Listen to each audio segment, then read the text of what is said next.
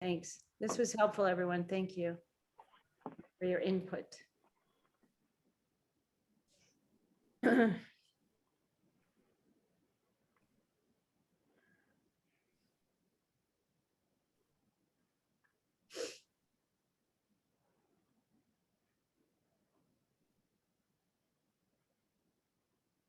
Bob. Hello. How are you? Hi, everyone. Hanging in there. Hi. Hello. You guys are already screen sharing. We are. I see you're ready to go. We are ready to go. We only have an hour, so we're ready. Okay. There's no So- rest for the weary. Well, we have a little intro, you guys, first, so hang on. Liz goes Yes. first. Yes, we'll be brief. Good afternoon, everyone, and welcome to the Grand Rounds. I'm Liz Reberedo, an attorney in the CFLI practice group and co-chair of the Grand Rounds subcommittee of the FACP outreach and practice group committees. We are pleased to present session number 3 of the Grand Rounds, a monthly lunchtime training showcasing a different Florida collaborative practice group each month. The first portion of the session will be a group presentation, and the balance will be a discussion period where we'll troubleshoot and brainstorm solutions to the unique problem presented during this session. If you have any questions during the presentation, please place them in the chat and we will kick off the discussion period with those questions. Once the question and answer session begins, please raise your hand by clicking at the bottom of your screen in the reactions box when you would like to speak. I'd also like to take this opportunity to remind everyone to register for the 9th annual FACP conference coming up on June 3rd through 5th. It's going to be held in Tampa at the JW Marriott. Early registration ends on April 23rd, so please remember to register. I will place in the chat box the link so that you can go directly to the registration, but it's at the collaborativepracticeflorida.com website. Our May session will be held on May 21st and features the Brevard Collaborative Association. The topic will be unique techniques for creating collaborative cases and will feature mental health professional Kristen Wallace, attorney Tiffany Cruz Loris, and financial neutral Gina Gallo. Thank you all for joining us, and I'm happy now to introduce my friend and co-chair, Kelly Forst.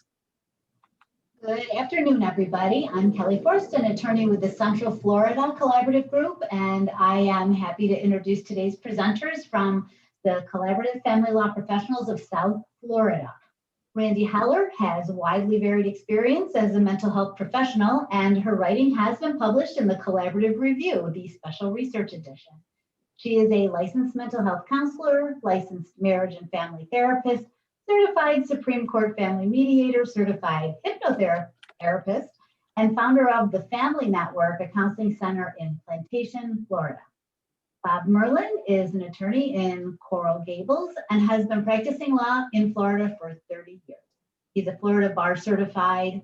He is Florida bar board certified in marital and family law.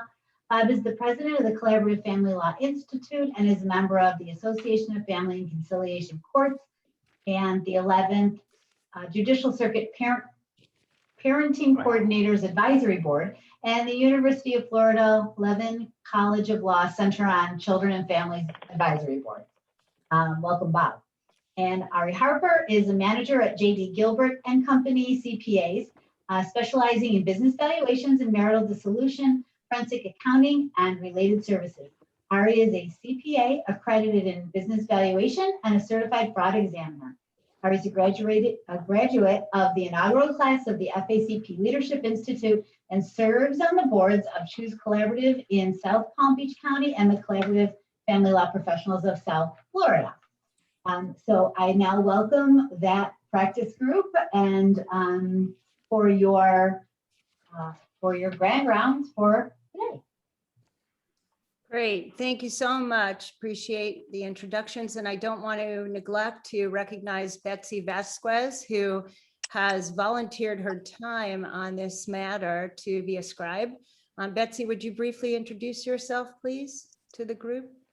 Hello, I'm Betsy Vasquez, attorney at law. I practice collaborative law and estate planning. I'm on this case as an objective observer and assisting in, the documentation and everything, and I'm here to help however I can. Thank you. And I have to say, and thank you, she's been an integral part of the behind the scenes, offering us observations that we may not see from our position. So, and our perspective. So thank you, Betsy. My pleasure. With that said, what we'd like to do, I have an outline here for you, and we're going to try to follow this as much as we can to stay on track. I gave you a fact pattern, so feel free to, peruse that as well. And then we're going to discuss a concept that I think is a major dynamic is the dynamic in this case that's causing us to get stuck. So here we go. Feel free, as was suggested, to put questions in the chat and we will do our best to respond. Actually, I want you to know that we all agree that we could use your input because we're stuck. And we want to be productive and hopeful for this family. So here we go. So interestingly enough, we've just come upon the year anniversary of the beginning of this matter. And unfortunately, and very relevant to the circumstances at hand, we've only had a total of 4 team meetings to date. And I hope as we present this matter, you're gonna see that that is a big issue and a big stumbling block. Okay, so I met with a couple in my office. I want to mention, forgive me. So attorney 2, if you will, is not here, and he's not here, not because he didn't want to participate, but he just came back from vacation, schedule did not allow. So we're going to try to be neutral and present all sides of this matter. And so there's a slight disadvantage because we won't be able to have his direct input, but we're going to present as best we can.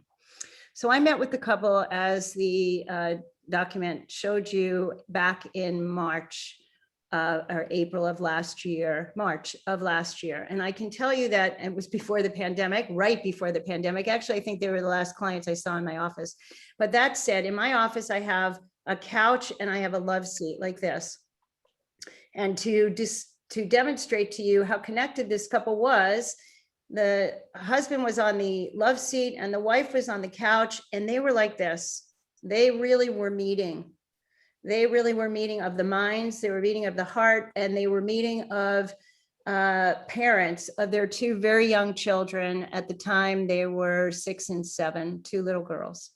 And what they told me was very much in sync. So those of you who know me know that my preference is always, that's my preference, it's not what I always do, but my preference is to always meet with the couple together first. And the reason that I do that is because I think that I can then bring back to the team some very significant information about the interaction patterns between the couple, the hot topics that I noticed, the way in which they engage, the way in which they share information, where they're connected and where they're disconnected. And so as such, I did that.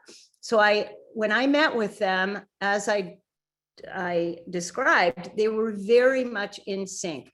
They're 2 adults, and I would say they're in their late 30s. They had 2 little girls, 6 and 7, now 7 and 8.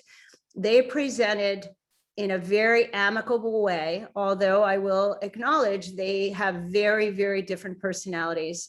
The wife was somewhat subdued. The husband was somewhat dominant, and they did that dance very comfortably, if you will, comfortably and uncomfortably together. But it was clear to me that that was their dynamic. If he would get in any way escalated, she would just back down. And when he would back down, ironically, he would escalate even more, because he was trying very, very hard to emphasize some of the points. However, at the end of the day, they seem to be in agreement. So information about their marriage. It's a relatively short-term marriage. There's a very significant component of wealth in the marriage. They seem to be that I will say the husband was responsible for, if you will, and primarily in his mind, you know, what I believe is that she was taking care of the kids and he was out making the money, which often happens. And so I say that he's not solely responsible for the wealth because she was managing the household while he was managing the businesses, and he's semi-retired, under 40. And this is the dance they agreed upon, and this is what they did. Mom was primarily responsible for the children's activities, engaging in all the household responsibilities, and he was managing all of the finances. There seemed to be very, like I said, significant personality dynamics between them. She more subdued, he more animated, if you will. They both agreed that they were on the same page, very much on the same page regarding parenting of the children. They did have some expressed concerns in terms of the way, they said, the way in which they would get to the same goal about the children often created conflict. However, the goals were the same. So they wanted, let's say, them to go to the same school, but how they got to that agreement was very different. Or they would want them both to be in dance class, if you will. However, the disagreement was who was going to take them, who was going to be there, how were they going to go about doing that. But they said that ultimately they were on the same page regarding the children, and their stated goals, their significant stated goals, was that they really wanted peace in this family. They really didn't want the children to experience any of the conflict that was between them. So interestingly enough, when I talked to them at first about, I always ask a question: if the girls were in the room with us right now, what would they tell me about the tone between the two of you? And they said, oh, they don't really notice that anything's wrong. We don't fight in front of them. Everything's okay. And I will jump ahead and tell you that later on, when we were working on parenting issues and developing a parenting plan, they both acknowledged to me that independently, the children would reach out to each of them and say, are you and mommy and daddy getting a divorce? Are you, mommy and daddy, angry with each other? When are you, mommy and daddy, going to stop fighting? So clearly, their wish that the children didn't experience their conflict was unrealized, because they clearly did. In terms of the family history, the wife came from a divorced family, and yet said everybody was very amicable. And the husband was very connected to the wife's family. As a matter of fact, in the first intake, one of his goals, wishes, if you will, was that he would still stay connected with her family, still be invited to holiday dinners, still participate in family matters. And she was in agreement at that time. They also were both in agreement that the husband had been estranged from his own mother due to mental health concerns that he raised about his own mother. She was very emotionally, as they said, unregulated, very, they described her as either armchair psychologist. They described her mom as either undiagnosed bipolar or undiagnosed with borderline personality disorder. However, that was never confirmed. However, what they did agree upon was that she should be brought back into the family and into the girls' lives, but only under supervision and only with mutual agreement. At the time, the husband was significantly estranged from his mother, with a wish that they would reconcile at some point. For the sake of time, I'm going to go on and turn it over to Bob, who is one of the attorneys, attorney for the wife, and he's going to share his perspective of his client and his client's perspective of the husband and his attorney. Bob? So my client came to me with the attitude that she definitely did not want to litigate. And she didn't want to take, these are sort of my words, I'm paraphrasing, take her husband for everything he's worth, and didn't even want to didn't want to go after the maximum that she could get.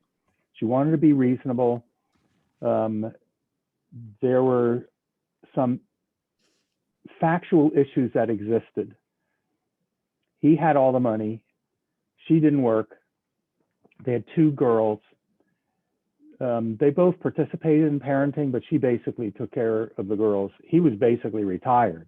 He earned so much money that he didn't have to work, and he built a custom-made home on Miami Beach. And he loves cars, so he has a car collection and races cars as well. I think, well, sticking with her and some of the facts, a huge issue in this matter is the house. They have a prenuptial agreement, and it is not well written. A very big issue with the other attorney is the effect of the prenuptial agreement. The other attorney in both this matter and another matter I have with the attorney feels that a lot of emphasis has to be placed on what would happen in court and what the legalities are. There is language in the prenuptial agreement that is very clear to me. The other attorney and I have a complete different interpretation of the agreement and what would happen in court. And the other side has made a big emphasis of that, and it has affected this process. The husband also created a trust. He has a number of trusts, and he took a huge amount of his income, his assets that he generated from the sale of his business, and put it into a trust for the benefit of the 2 girls. Not very little was provided for the wife. Before coming to me, they had resolved some things. He did some things over and above what was in the prenuptial agreement, but their intent was that they were going to deal with parenting. What was the wife going to get from her interest in the house, which was in joint names, tenants by the entireties, and what other money was the wife going to get? Child support, certainly, and any other money. Well, it's really the money from the house and child support.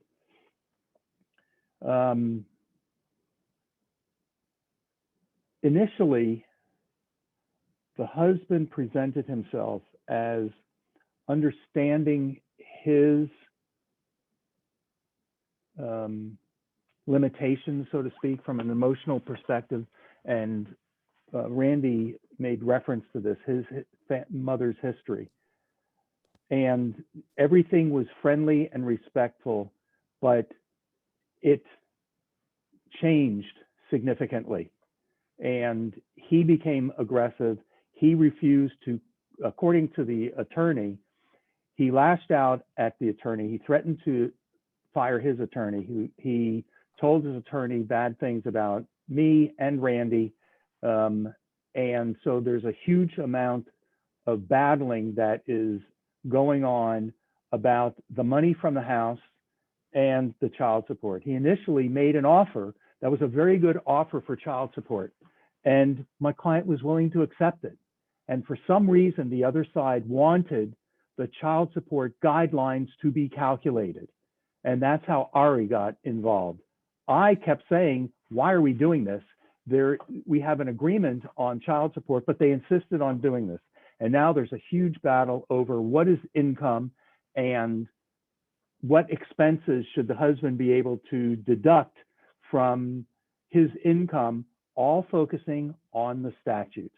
And that has, from my perspective as a collaborative attorney, that has been the biggest issue with respect to the dynamics between the attorneys and the parties.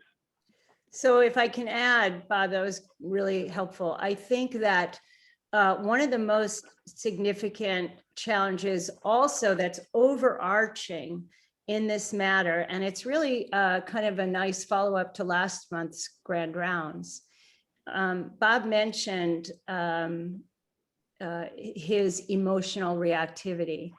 And I believe very strongly that what happens is that he becomes so reactive that he can't think clearly. And then he gets involved in what you may have heard me speak about many, many times, this triangulation. And so what Bob is describing is when any one of us doesn't respond in the way in which he hopes we will, he becomes the persecutor. He disparages other people. He criticizes, he judges. The collaborative process is the worst process ever. How could you have got me involved in this? How could you have told me it's going to be working and peaceful and amicable? This is the worst. You're all the worst. Everybody's terrible, horrible, and awful. And he will switch positions on the triangle, trying to engage any one of us to align with his position. So if he hates his attorneys, he reaches out to me to be the rescuer, and he is the victim. If he is angry at his wife, he'll reach out to his attorney to be the persecutor and talk to the other attorney about what she's doing wrong and how everybody's against him. So what happens is his attorney turns into the rescuer, which allows him to continue to persecute, and as our title would imply, allows him to drive the train, if you will, which is going back to why we've only had 4 meetings. So oftentimes when he comes to me to rescue, I will talk to him about how he's not following the collaborative map, how he's not allowing us to do our jobs. And to that point, part of what I neglected to mention, so I apologize, was one of the things that they did present when they first came in, as I told you, was the concerns that they had about his mother, which is a very, very relevant concept here, because he is highly, highly reactive, as Bob was saying, which I suggest keeps him from being able to think logically and act out. I don't think it's his intention, because he's always very apologetic, often apologetic after the fact. However, what happened was that the wife had requested, and he had agreed, that if he was going to have equal timeshare with the children, that he engage in DBT, which I don't know if any of you know about this, or many of you know about this, but it's a form of psychotherapy, which really, dialectical behavior therapy, which really focuses on people learning how to regulate their emotions using mindfulness and other techniques. He agreed to participate. He shared that information with all of us, me particularly at first, saying, I do have these issues. I know that they're learned issues. I know my mother has these issues. I really want to learn to be better. And so I'm willing to do whatever it takes. So what I came to learn was that his attorney was very upset that he shared this information with me, knowing that I would then share it with the team, because I think it's very relevant. And my first suggestion, in lieu of all of the troubled dynamics that were emerging in this case, my first suggestion was that I be able to consult with his therapist, not for any other reason than to help her to understand how he was presenting, to help her to understand what she might be able to help him with, so that he can come to the table in an effective way. And unfortunately, his attorney was emphatic about my not speaking with his therapist. Again, I want to emphasize, I was not looking for any confidential information. I was not going to gather any information, as all of you facilitators would recognize, any information that was going to be detrimental to him or used against him. What I was hoping to do was be able to talk with his attorney and say, look, his therapist, and say, look, when we meet, this is what happens. When he gets frustrated, this is what happens. Can you please work with him on this? Because what we know as therapists is that if we're clinically looking at through the lens of a therapist, we know that anybody who comes into our office presents in the way they want us to see them. They don't necessarily present the way that others see them and the way that they are. And so I thought it would be critical for me to be able to talk to his attorney, his therapist, sorry, his attorney as well, so that she could coach him along and help him. And that was very early on in the case. And unfortunately, his attorney was against it. His attorney was emphatically against it. He agreed to it, and then it was squelched. So that was a big, big part of the problem, I believe. Randy, let me jump in with Yeah, something please here. do. I was going to call on you. This may be the worst collaborative, the worst situation of mental illness that I've ever come across in a collaborative matter, even though I had one where the wife tried to commit suicide multiple times. Despite what Randy said about what he described about himself and his self-awareness, he put pressure on the wife to move out of the house. He deems the house to be his house, and he's going to keep it, and somehow some amount of money is going to be paid to the wife for her interest in the house. He told her that she can take whatever she wants to from the house, but then told her she can't come into the house. He said that he would pay for certain expenses for her to move, and then he didn't pay for those expenses. And in the last few months, he has written to her multiple times, and she has forwarded the text to me, how much he hates her and despises her and never wants to see her again. And so this is affecting how this process is going to be handled. It's also severely affecting the children because Sure. they sense every bit of animosity. They're really uncomfortable when there's pickup and drop-offs. And most importantly as well, he refuses to meet as a team.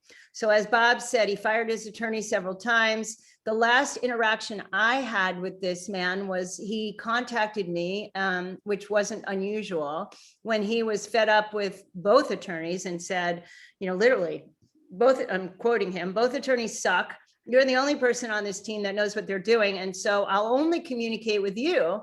And I said to him, well, that's, nice, but it's not going to be helpful because I'm not a lawyer, and you need your lawyer's input to be able to, both lawyers' input to be able to negotiate this settlement. I can help you and the lawyers to talk about this for sure. What we neglected to mention also was, of course, because of the significant wealth in this matter and the financial issues which are driving the train, if you will, we initially wanted to engage a financial professional. And this is also very telling. The husband's impression of the financial professional was that he was too expensive. The husband admitted that he was intimidated by his grandiose office space and his retainer agreement, and he refused to use a financial professional. He refused not only to use him, but he refused to use any financial professional. However, we are now at a crossroads, and so he has finally agreed to our strong suggestions to bring in a neutral financial professional, and that's where Ari comes in. Ari, do you want to talk at all about your engagement? Yes, I just needed one extra second to unmute. So I was brought in, I guess, well after the case commenced. It was probably a year or so in, maybe just not quite, when I was contacted. And I was contacted to provide a limited scope of just running child support. And of course, running child support is never just running child support. It involves a determination of income. And that's what really is in play, because as you're all aware, child support is a formula. And so it was really a matter of making a determination of income. And so when we first met to discuss, as professionals, I still actually haven't even had any interaction with the clients at all, other than emailing an engagement letter. We met as professionals, and what I did was I just kind of went back into my comfort zone as far as collaborative. And because the meeting, from my perspective, it was, it was almost as if I was being asked to arbitrate it, right? So, well, here's what I think. Well, here's what I think. Well, so what do you think? Well, hang on a second. Okay, that's not what we're doing here. This is a collaborative case. And so in my mind, it's about developing options. So this is what I would suggest in terms of developing options. And so I came up with a plan of, different scenarios that I would run in terms of the child support, and then they could be discussed as options. And so that's where we sit now, at least again on my scope, is waiting to evaluate those. We have a professionals call scheduled where I assume that will take place to some extent. And so, yeah, it's certainly been interesting. What a lesson that I've learned is, so I was a bit colored by all this, right? Because I sort of parachuted in here and haven't met the clients. And so, I'm hearing all these things about these, these manipulations and these side conversations and, potential mental illness and all this. And at some point, the husband emailed me a very simple and very innocent question about his invoice. And I became very defensive. I didn't respond defensively. I responded, I took a minute and took a breath and then responded in the best way that I knew how. And he said, okay, great, no problem. I'll go ahead and take care of that. And so it was just that's kind of my, my lesson as a collaborative professional from all this is, that there's just a lot of different perspectives floating around. And so we have to stick to what we do, A, in terms of our professionalism, and B, in terms of our process and, and how we develop options. So what I explained to Ari, coming in the middle of the movie, as I suggest, is that right now he's been brought in as the rescuer. So he's not going to be persecuted by the husband. He's going to be groomed to rescue the husband who's been a victim of all of our circumstances and all of our process. And so I said to Ari with caution, you're in a good place now, but just, be mindful that could very definitely change as he switches positions on this triangle. I just want to bring your attention to their initial goals. As I said before, always on the same page with the girls. That has significantly changed. Want them to be happy. He's continuously losing it, sending the wife terrible texts and messages. When he drops off the kids, which I was very much opposed to when we were developing the parenting plan, I thought they should have a neutral school, camp, whatever, drop off. It was very important to him that if he didn't have the children the night before, that he'd be the one to be able to take them to school or camp or wherever they're going. Unfortunately, what's happening now is he's angry all the way there and all the way back, and they're feeling it significantly. They talked about how important family is. Now family is, quote unquote, not relevant. And wanting a peaceful resolution, as Bob said, the messages are continuously, I hate you. I want you basically dead and out of my life. The other thing that's very relevant here now is they did agree on a parenting plan. Unfortunately, there are passages in the parenting plan that now are not being followed appropriately, and we can't even get him to a meeting and to discuss it. The unfortunate part also is that his attorney doesn't want to lose him. And also his attorney has a big part in being that rescuer.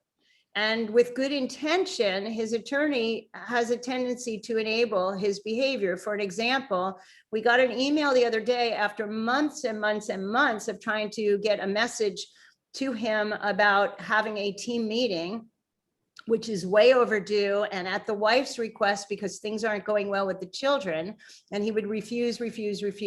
So the email we got from the attorney, his attorney, was, my client has given me permission to request a team meeting at this time. And then literally a few hours later, come on, everyone, we have to schedule it. We have to get this scheduled. I'm losing my client.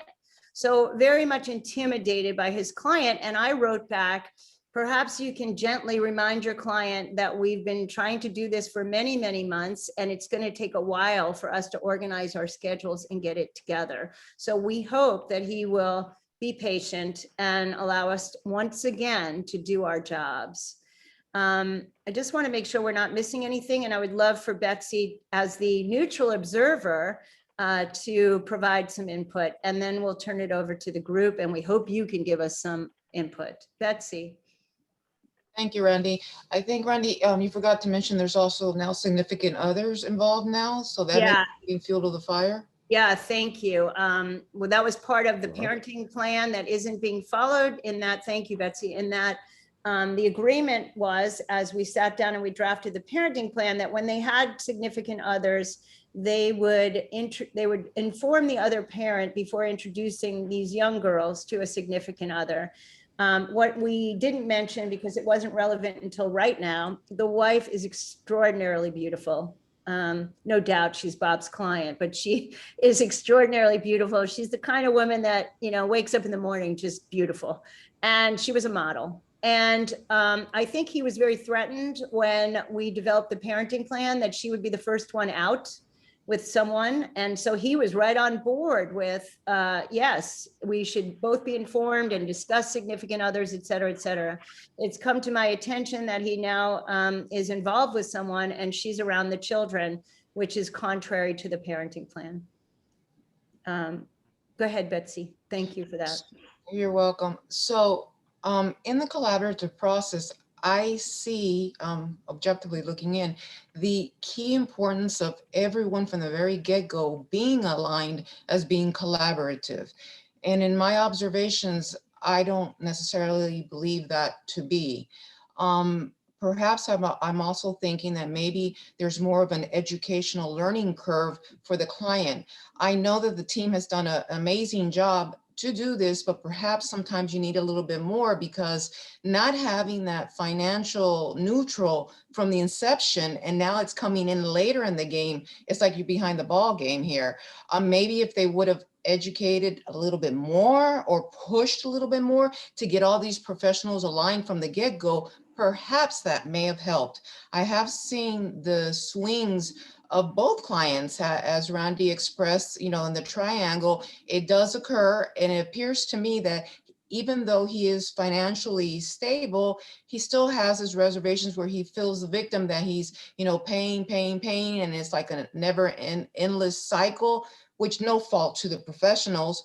And to be able to stress to him, which I know the professionals have, but if this fails, then he's really going to have to be, outlaying a substantial amount of money. And at the end of the day, the conflict, not worth it, number one, and it's going to sever that relationship moving forward in the future, which may never be able to regain an amicable relationship in the future for the benefit of the girls.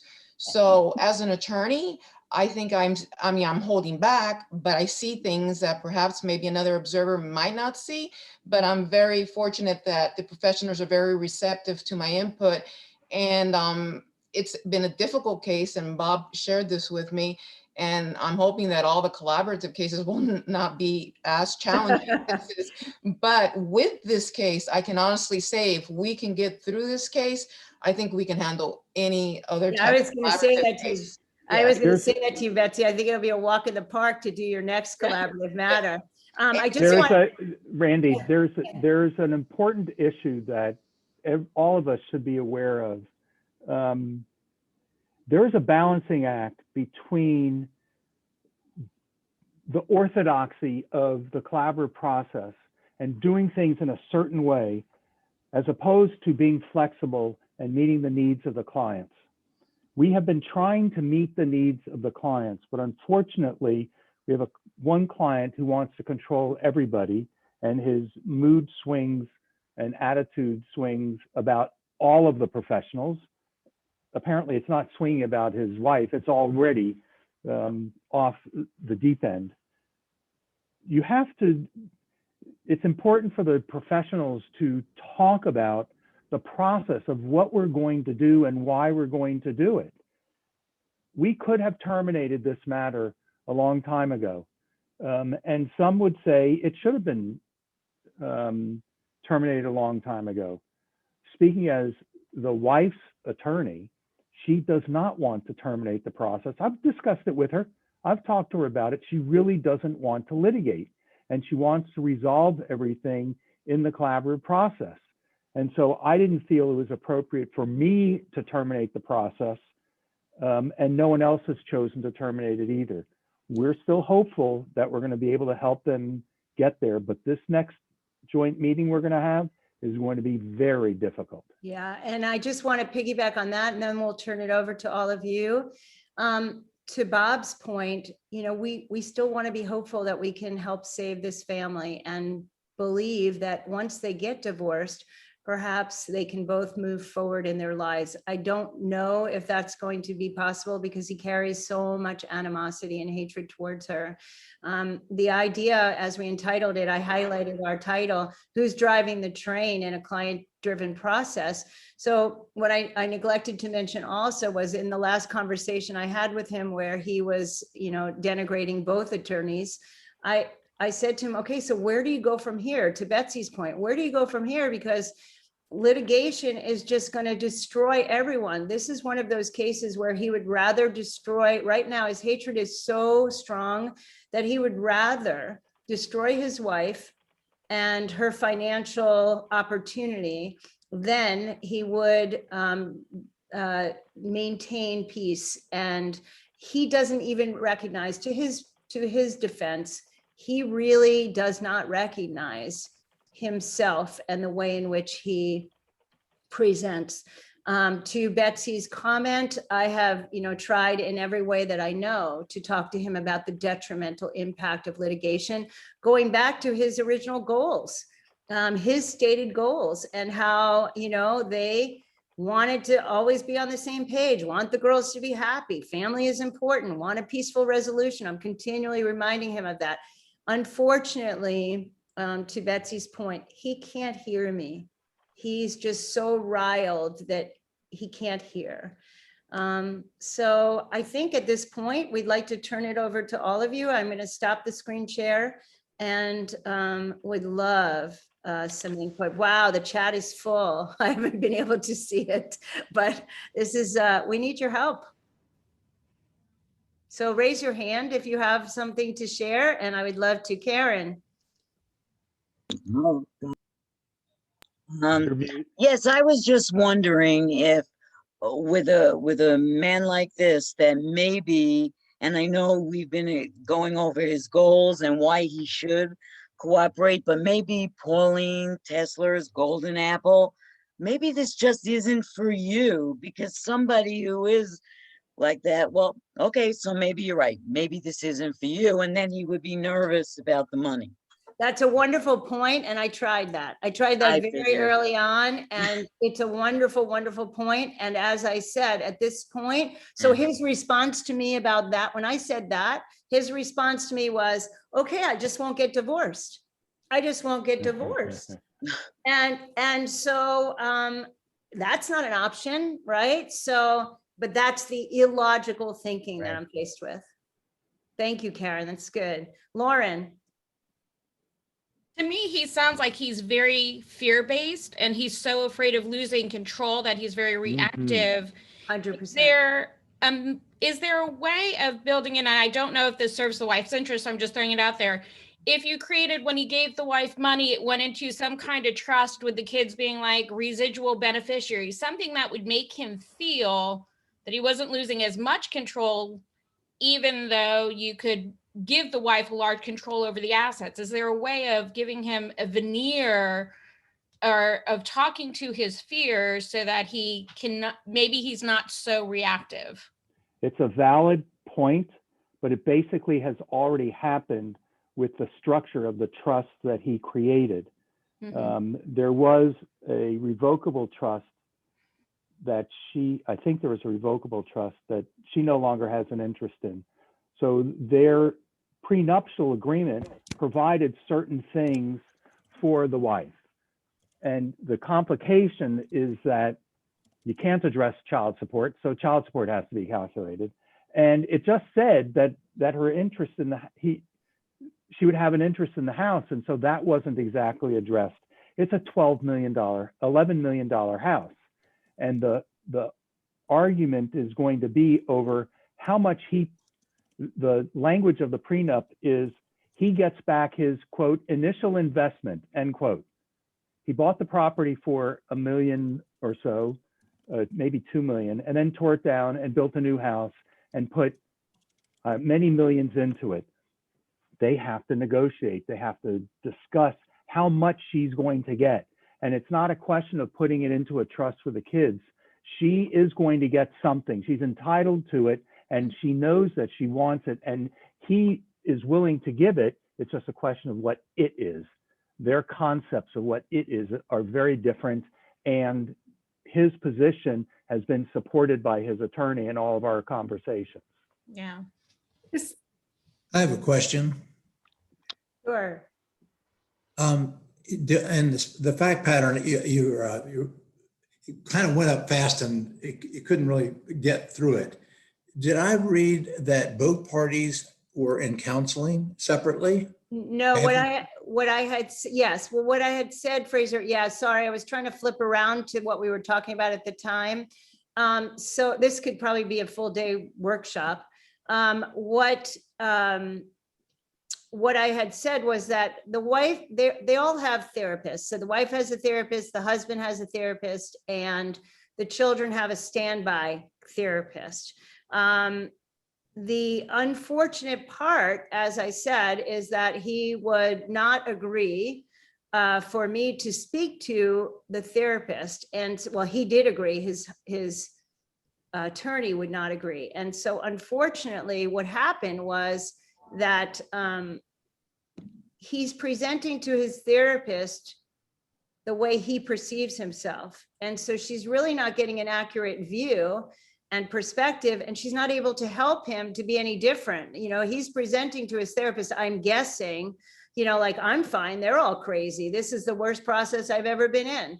And so in doing so, she's not able to help him. And the other part is, you know, when I refer to a therapist, when I'm on a collaborative matter and I refer to a therapist, I will only refer to a therapist who is collaboratively trained, because they understand our process and they understand what we're doing.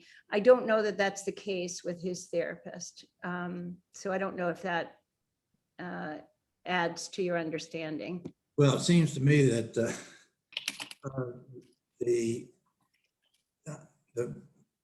I'm sorry, I lost the person I was talking to when the screen share popped up.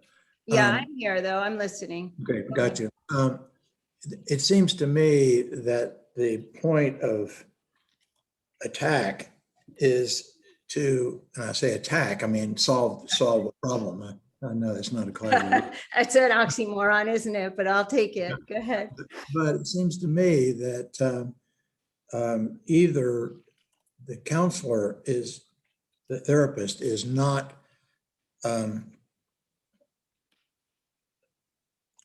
functioning properly.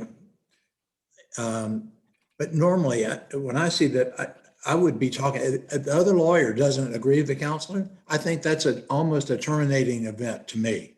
When I don't have the ability to get the insights of the person and their motivations and so forth, I think I've got, that's the real problem. I think at the outset, for that lawyer to not have opened the door to the person who is most likely to be able to impact the behavior of this client, it's almost a non-starter for me. 100%. And I've said, Fraser, over and over, they're tying my hands, right? Because I really believe, and if I'm working with an attorney, and interestingly enough, I've worked with this attorney on other matters, and it was a very different interaction.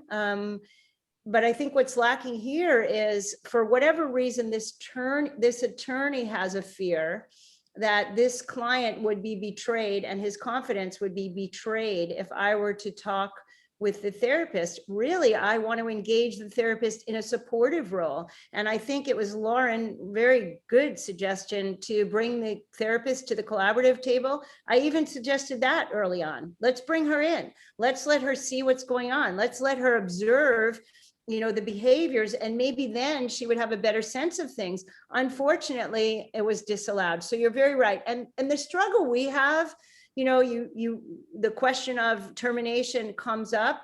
However, there are two little children here. There is a wife here who is, you know, urging us to get things on track and make it happen. And she has seen him go up and down and up and down. And so I know that this is a problem for us. And you're very correct, Fraser. There's a significant implication that we should just say, like Karen said, okay, you don't get the golden apple, but we're harming two little kids and this. No, you're not. You don't own that consequence. Yeah. It's not. I know. You're May correct. You want this more than the client. You're right. You're May 100% I jump in? You're right. Whoa. May I jump bow down in? to you. You're 100% right. So may I jump in? So a couple of things. Please. Number one, I think that from the get-go, your title is the professionals in charge of the process. When you allow this to go forward without that financial neutral, when the finances are so complex, what either you're, not the team, trust of the team is so critical. Yeah, Candice is saying you all want this more than the client, right? That's one of the paradigm shifts. We have to let go of the outcome. Yeah. And it's so interesting to me that the therapists on the call, and except for Fraser, he's partly a therapist, are looking to fix this guy. And the lawyers, Lauren and others, are looking for substantive solutions. And that's so typical. I think that was a huge risk factor from the outset when he wouldn't engage the financial professional. And hindsight is always 100%. The other thing that we have, Randy, you said it's your practice to see clients together. In other communities, other mental health professionals, their standard practice is not to see the couples together. And there's no right or wrong here. It can all be good. But I just want people to understand that that's also a standard protocol. Well, I have met with them individually, Elaine. No. I said initially, it's my practice to see them together, because if I didn't see them together, I wouldn't get the interaction pattern. I wasn't throwing that out to say it's right or wrong. I was Right. throwing that out to say there are, so in the drama triangle, Michael says, are we professionals behaving too rescuing? Well, yeah. The only other thing I wanted to throw out, if I could, is sometimes when the law is in the room, and the wiser teachers than us tell us that the law is only one data point. One process we have used, it's very challenging, is each lawyer states in a full meeting, states the best case of the other client. It is very powerful. It models for the clients that we are indeed working collaboratively and putting us, our advocate hats, and accepting and acknowledging that that's a risk, a factor that everybody has to think about. It is very powerful. If Bob stands up there and makes his case, and if attorney 2 stands up there and makes her best case, and then you bring Ari in and you let him help build options that don't come from Bob or the lawyer. If Randy or Ari say something in that room, could be the exact same words that Bob or the other lawyer might use, the clients are going to hear it differently. Well, and you're, that's my 2 cents. well, your 2 cents are very valuable, and everything you've said is accurate. And to the point of the group, yes, you're right. I mean, early on, I said, I think we just need to back away. And I think we just need to let them know that this can't work in this way. And yet we keep getting sucked back in because there are these 2 little children who are being impacted. And we'll get from the husband, we'll get glimmers of hope, and then it'll fall apart again. And I think, again, there's a very strong, I think the most significant rescuer in this matter is the husband's attorney. And he keeps jumping in to rescue him, which is further enabling his behavior. In case in point, by disallowing me, even to the contrary of the client, to speak to his therapist. To me, that was the key at the very beginning. And I don't disagree with you, Fraser. That should have been the non-negotiable. And unfortunately, it wasn't. And so therefore, here we are. Yeah. Any other thoughts? I have another thought. I'm not going to repeat things other people have said that I already agree with, but part of the collaborative process is that we view ourselves as being very compassionate practitioners and that we really care. and that we really care about the outcome for the people. And it comes from a really good place. But we have to balance that with what we know from our training and experience and expertise. So one of the questions I would have in this matter is, I'd want to get a better sense, and maybe the only source of this would be the wife. The husband's issues that are manifesting itself in this process, I would bet are not new. And they were there all along, and they may have been exacerbated by the divorce process, things such as losing control of the family unit or whatever, the issue about his mother, I think, is very telling, whether it was learned behavior or it's biologically based. It takes you all to the same place, is that what's his level of functioning? And it's when you work with people who have severe mental illness, or you work with people who are in the throes of substance abuse and are actively using and are not able to use good judgment or be responsible or be honest, then you at some point you have to step back, and especially our discipline, step back and look at it and say, what can we do here? How we want to be effective, we want to be helpful, but what does that mean? My concern in this case is, even if you get to an agreement, that your concern is to protect the children, this dynamic is going to go on afterwards. So the collaborative process is not going to save this family. It's not going to rescue these children, because the underlying issue of perhaps mental illness is not being addressed. And at what point, I'll quote Pauline Tesler also, I think I remember her saying, collaborative is appropriate for more cases than you realize, maybe 95%. Well, somebody's in that 5%. And who are the people who are in the 5% where it just isn't the right process? Yeah. And when do you need the authority of a judge and the court to say, this is the way it's going to be? Because I'm real concerned this can go on and on and on and on with all the emotional, let alone financial costs. And have you really accomplished the goal? Can you accomplish the goal? Can you protect the children when you have somebody who can't negotiate in good faith? Yeah. Not because I'm not, labeling him a bad person. I'm saying he may be, have emotional problems. And that's only one piece of the, the multitude of issues going on in the case. But I just wanted to add that. For the sake At of some time, level- I just want to acknowledge everything you have said is very, very true. I don't disagree with you that perhaps there could be more safeguards put in place if they were in a court situation.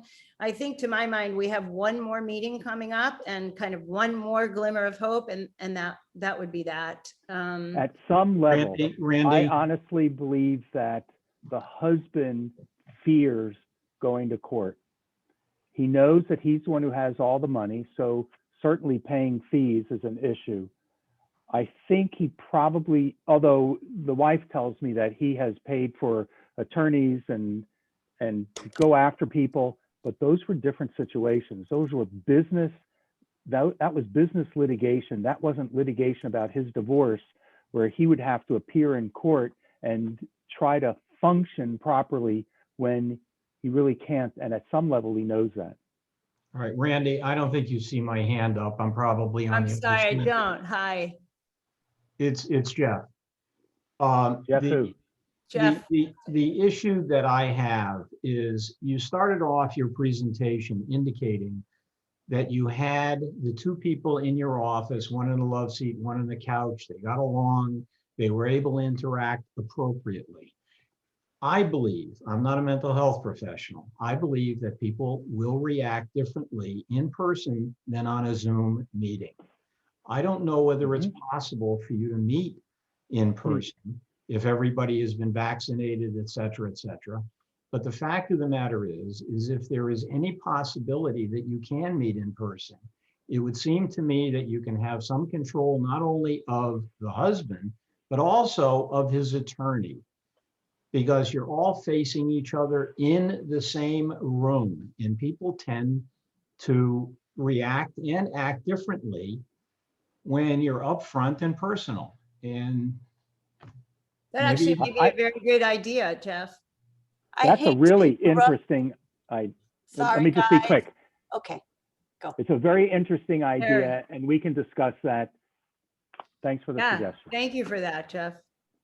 Thank you Fraser. all. I hate to interrupt this discussion. I know it's so stimulating and we probably could be here all day talking about this, but we have come up on our hour and we want to be respectful of everyone's time. So on behalf of the FAC practice group and outreach committees, we'd like to thank today's presenters for their wonderful job. Thank you all. It was great. And thank you all for attending. Please remember to register for the next Grand Rounds and for the FAC conference coming up in June. Thank you and enjoy your weekend, everyone. Thank you all Take care, very all. much. Thank you. This was great. Really helpful. Thank you. Thank you. Thank Really you. great.